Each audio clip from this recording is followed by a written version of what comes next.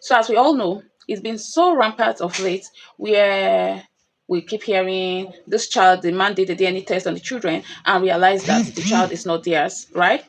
So, and then they are quick to judge the woman and say that the woman was cheating on them, blah, blah, blah, and all that.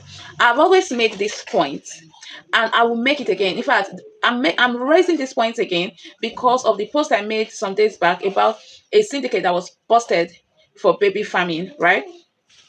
When, as a responsible man, a man that went to school, a man that is intelligent, when you carry out a DNA test on your children and you realize that the children are not yours, you are not supposed to jump into conclusion and assume that the woman cheated on you. First, I do not take test results from a lab seriously until I do a confirmation test in another lab. So before you take that result seriously, you want to go and confirm in a different lab if that test result is true. That is one. But the major cocoa of the matter is that before you accuse your wife of cheating on you, before you take a drastic decision, I think the first thing, the best thing to do is to make sure that that wife of yours do DNA test on the children too. DNA test is not only paternity; it can also be maternity.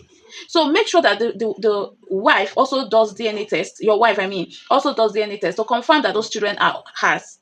It is only on the basis that DNA test confirms that the children are the woman's own, but not the man's own. That is only when that tag "he cheated on me while we were married" comes in play. Reason is that there is a lot going on in the hospital these days. Children can be swapped, given to another person. In fact, they could even take your child completely, tell you that your child died during childbirth, and give this child to another person.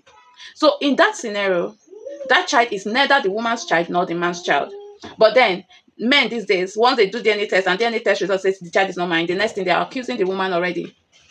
They are all over social media already, you know, taking drastic decisions already. How are you sure that just the way you just discovered that those children are not yours, if the woman also carries out a maternity test on the children, she's also not going to confirm that the children are not hers?